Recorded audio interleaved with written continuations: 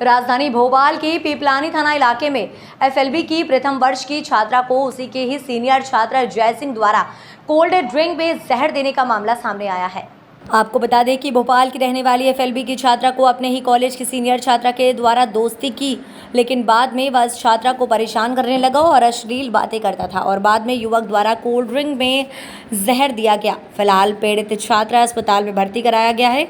इस मामले में पीड़ित छात्रा के साथ ही पुलिस थाने में शिकायत करना चाहे तो पुलिस मामले में मामला दर्ज नहीं कर रही है, आरोपी के खिलाफ कार्यवाही नहीं कर रही है। पुलिस का कहना है कि जो भी और उनके साथियों के बयान है वह विरोधाभासी इसलिए है। पूरे मामले की जांच की जा रही है और जल्द से जल्द कार्यवाही की जाएगी। जी, आयुषी सिंह ठाकुर जो है वो मेरी क्लासमेट है, हम दोनों साथ में पढ़ते हैं। तो एक लड़का है जय सिंह राजपूत, वो पिछले 6 महीने से उसको मेंटली हैरेस कर रहा था, टॉर्चर कर रहा था और वो किसी को बता नहीं पा रही थी। तो और कंटिन्यूअस वॉच रख रहा था उस पर। कोलार में जहाँ वो एमजे गर्ल्स हॉस्टल में रहती है, उन्होंने कुछ लड़कों को लगा के रखा था जय सिंह राजपूत ने, जो सारी इन्फॉर्मेशन उसको देते थे और वो उसके लिए मतलब जो भी होता था फ़ोन करके जय राजपूत आयुषी को टॉर्चर करता था। वो उसको अपना मुंह बोला भाई बोलता था, लेकिन उसके इरादे अच्छे नहीं थे। वो गलत तरीके से टच करता था उसको और बहसबाजी करता था, बहुत गलत सलत बोलता था। तो उसके बाद आयुषी को एक दिन उसने कॉल किया। कॉल करने के बाद वो बोला कि छिनारपंती करने आई हो यहाँ और लड़कों का बिस्तर गर्म करने आई हो, ये सब बोला उसने। ये सुन के वो इंद्रपुरी आई, उससे मतलब उसको बुलाया गया मनु राजपूत और उनके द्वारा जय राजपूत द्वारा मिलने के लिए फ्लैट पे। तो वो आई, मिली वहाँ। प्रतिभा जायसवाल जो हमारी दोस्त है, उसको पता नहीं था आयुषी को कि फ्लैट कहाँ है जय राजपूत का। तो प्रतिभा जायसवाल उसको लेके आई फ्लैट तक। वहाँ उनकी बात छिड़ी, आपस में लड़ाई झगड़ा हो रहा था। उसके बाद उसने कुछ ऑफ़र किया, कोल्ड ड्रिंक टाइप का कुछ था, ऑफ़र किया, उसने पी लिया। पीने के बाद उसको वॉमिट शुरू हुई। वॉमिटिंग के बाद वो बेहोश होके गिरी। बेहोश होके गिरने के बाद वो प्रतिभा जायसवाल उसको उठाई वहाँ से, मेरे को कॉल की। मैं जस्ट कॉलेज से आया था, मुझे कॉल किया उसने कि मैं हॉस्पिटल लेके जा रही हूँ, हॉस्पिटल आ। तो उसके पहुँचने तक हम लोग हॉस्पिटल पहुँच गए, वहाँ अपन एडमिट कराए। फिर वो 4 लोग आए, जय राजपूत, साक्षी मोदी, तनु, मनु राजपूत और एक लड़की दूसरी थी जो अपने आप को स्टाफ नर्स बता रही थी। वो चारों आए और हॉस्पिटल वालों पर दबाव डालने लगे डिस्चार्ज करने के लिए। और उनका स्टेटमेंट ये था कि यहाँ से डिस्चार्ज करके और ले जाके कहीं उसको फेंक दो। और उससे पहले उन्होंने ये भी बोला था कि उठा के लाए, क्यों मरने देते वहाँ पे। प्रतिभा को बोला था उसने, उन लोगों ने ऐसा। तो चारों फिर मैंने बोला कि रहने दो। मैं डॉक्टर के पास गया, मैंने पूछा कि डिस्चार्ज कराना सही रहेगा या नहीं रहेगा। तो डॉक्टर ने बोला अभी बिल्कुल सही नहीं है डिस्चार्ज कराना। तो मैंने रोक दिया क्योंकि हमारे साइन के बिना वहाँ डिस्चार्ज नहीं मिलता। हमने पूछा कि आप लोग कौन है, तो वो बताया कि हम रिलेटिव हैं उनके। फिर LNCT के पेज से हमने इनके पेरेंट्स का, आयुषी के पेरेंट्स का नंबर निकाला। उनके पापा को फ़ोन किया, मैंने सारी घटना बताई। वो बोले कि मैं आ रहा हूँ। और तब हमें पता चला कि वो ना तो मनु राजपूत को जानते हैं ना जय राजपूत को जानते हैं, जो आरोपी है। इन दोनों को वो लोग नहीं जानते हैं और वो आके प्रेशराइज कर रहे थे। फिर उन्होंने, जय राजपूत ने मुझसे बोला कि डिस्चार्ज नहीं कराओगे तो खर्च कौन उठाएगा, हमारे पास पैसे नहीं हैं। तो मैंने बोला कि मैं अपनी ID लगाऊंगा, मैं जिम्मेदारी लूँगा, मैं उठाऊंगा जो भी होगा खर्च यहाँ का। उसके बाद वो लोग धीरे धीरे करके निकलने लगे वहाँ से।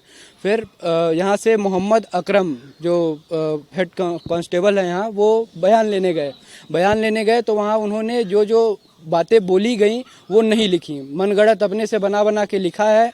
उन्होंने बयान चेंज कर दिया है पूरा। आयुषी अनकॉन्शियस थी उस समय, ICU में थी। एक बार डॉक्टर ने बोला कि वो अनकॉन्शियस है, बयान देने के काबिल नहीं है। फिर दोबारा वो नीचे गए, नीचे जाके फिर उन्होंने दबाव बनाया। फिर डॉक्टर ने बोला कि ठीक है आप जाके बयान ले लीजिए। वहाँ वो पूछते गए और कुछ रिस्पॉन्स नहीं कर रही थी आयुषी, तो अपने आप लिखते गए। वहाँ उन्होंने बोला कि कोई कानूनी कार्यवाही करनी है आपको, 4 बार बोला। अब आयुषी अनकॉन्शियस थी तो वो क्या बोले, वो मतलब ऐसे उसका मुंडी था, मैं था वहीं पे। जय राजपूत इंद्रपुरी का में रहने वाला, वो लॉ करता है, 4th ईयर का है जी। हम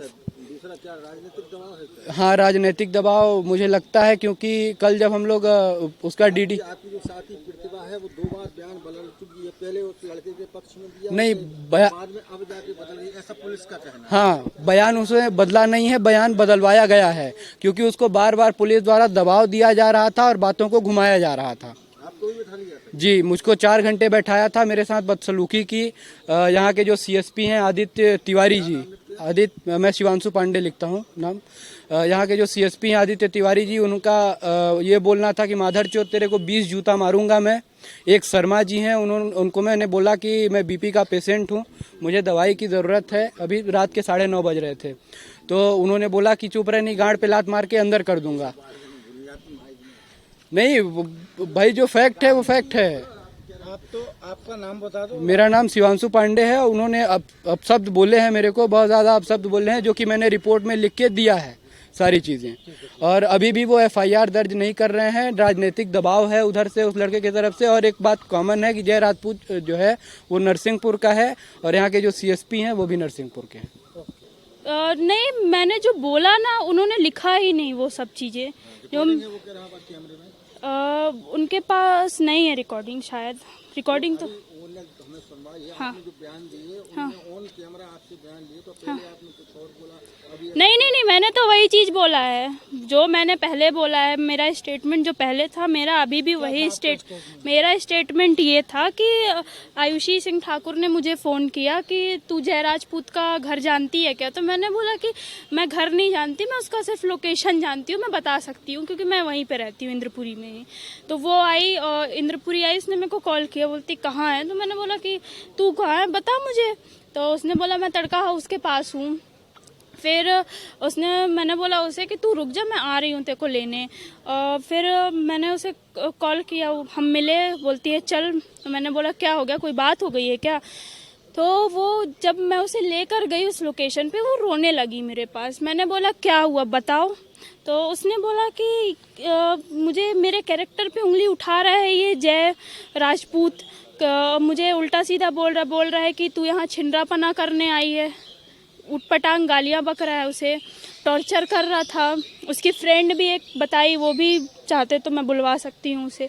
और फिर इन दोनों के बीच में बातें हुई हैं, जो भी हम वहीं रोड पे ही बातें हुई हैं।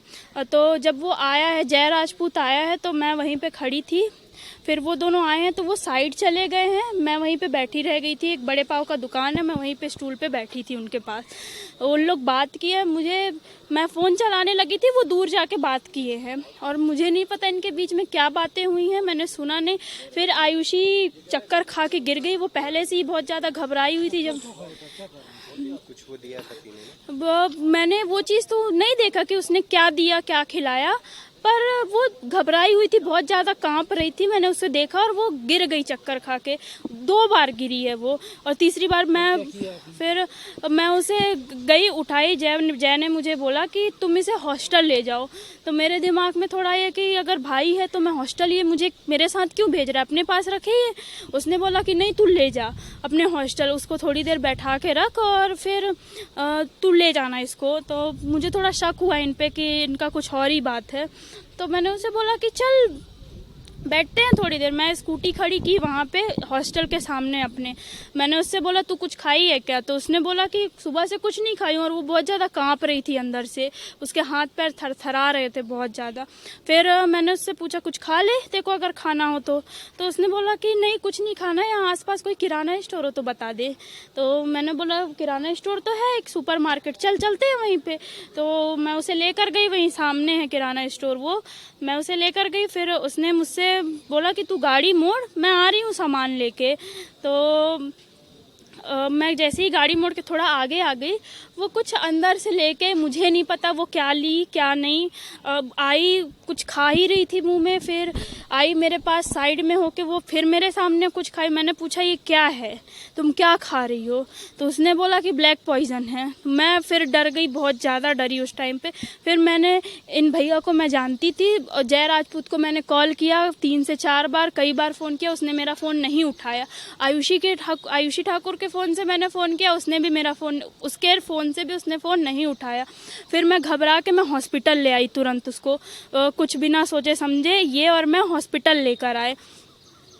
फिर हॉस्पिटल वालों ने बोल दिया, हम बोले कि ट्रीटमेंट इसका चालू करिए क्योंकि बहुत ज़्यादा कांप रही थी। तो हमने बोला कि ट्रीटमेंट चालू करो, तो उन्होंने बोला कि जब तक तुम 10,000 नहीं दोगे हम ट्रीटमेंट नहीं चालू करेंगे। तो हमने इनकी बहस भी हुई, इस चीज़ों में बहस भी हो गई कि आप ट्रीटमेंट चालू करो, हम स्टूडेंट्स, हम इतनी जल्दी इतने पैसे कहाँ से लाएंगे आप मांगोगे तो इन्होंने मतलब फिर पैसे वगैरह दिए हैं इन लोगों ने और उसका ट्रीटमेंट चालू हुआ है। फिर हम चले गए, उसका ट्रीटमेंट जब चल रहा था मैं थोड़ी देर के लिए घर गई थी क्योंकि मेरी तबीयत ख़राब ऑलरेडी चल रही थी। फिर कॉल आता है इनका कि आओ बुला रहे हैं। फिर वहाँ से मनु राजपूत और उसके साथ एक और लड़की थी, एक और साक्षी मोदी थी और इसके साथ एक तीसरी लड़की थी, वो हम नहीं जानते कौन है, लेकिन हम दो को ज़रूर जानते हैं, साक्षी मोदी और मनु राजपूत। ये आए हैं, बोलने लगे हैं मेरे को, एक तो डरा के बोल रहे थे बहुत ऊंची आवाज़ में कि तुम डिस्चार्ज करवाओ, साइन कराओ, क्योंकि वहाँ के रिसेप्शन वालों ने बोल दिया था कि जिसने एडमिट किया है अगर वो साइन नहीं करेगी हम डिस्चार्ज नहीं करेंगे। और उसमें ये साफ साफ लिखा था, मैं तो जस्टिस चाहती हूँ ना कि जो न्याय मिले उसे। जय राजपूत आरोपी है, जय राजपूत आरोपी है, उसे मिलना चाहिए सजा। और अगर नहीं मिला तो ऐसे कई लोग हैं कि पुलिस फरार करवा रही है जय राजपूत को, क्योंकि कल जब हम लोग FIR करने आए थे जय राजपूत यहीं खड़ा था, उन्होंने FIR रजिस्टर नहीं की, यहाँ से भगा दिया। जय राजपूत भगा है यहाँ से। और एक तो मैं TI अंकल, वो जो CSP सर आए थे, मैं उनके पास गई, उन्होंने तो बदतमीजी की। पहली बात मुझसे, मैं नमस्ते की, उन जाते ही साथ मैंने हाथ जोड़े, उन्होंने बोल दिया तू इधर बैठ। ये कोई तरीका नहीं है बात करने का। उनको ये क्यों राइट कौन देता है कि वो किसी से ऐसे बात करें? ठीक। तो इनके खिलाफ भी कार्रवाई होनी चाहिए।